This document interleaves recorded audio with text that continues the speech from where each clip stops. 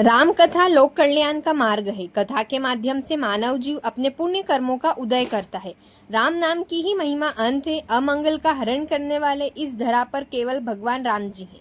उक्त बातें 9 दिवसीय श्री राम कथा के दौरान व्यासपीठ पर विराजित कथावाचक पंडित देशराज वशिष्ठ ने श्रोताओं और धर्मावलंबियों से कही।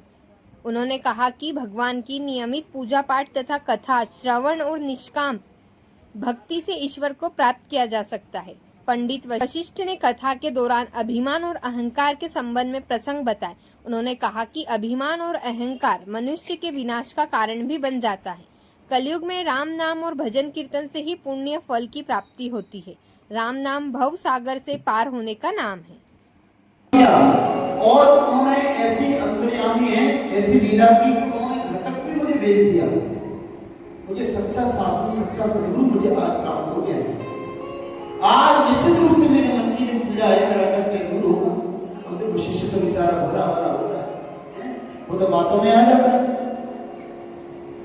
अब जैसे ही बेचारा बातों में आया, फिर अपने रथ में सवार होकर के वहां पहुंचा।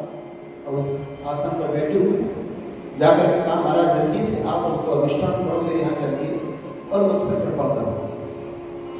अब तो उनको लेकर के घर आया, राज्य में आया, सत्कार किया, सम्मान किया, ब्राह्मण को बुलाया। कहा कि भोजन भी बनेगा ना, तो भोजन में भी हम लोग ही बनाएंगे।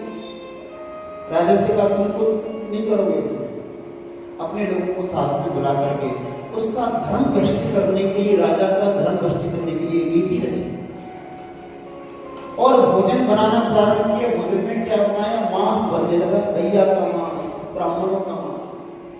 क्योंकि उसका धर्म कैसे भ्रष्ट हो? अगर दूसरे का धर्म भ्रष्ट करना है तो ये लोग चालाकी करते हैं, लेकिन चालाकी धरी की धरी रह जाती है। कभी भी किसी के पास ये चालाकी नहीं करना चाहिए। भगवान जो करता है वही करता है। आप कितने भी किसी के लिए गिराने के लिए, किसी को बढ़ती हुई बेल को किसी को गिराने के लिए आप कितना भी गिराने की कोशिश करोगे, लेकिन जाओ राखे साइया मार सके ना कोई, बावन बाका करी सके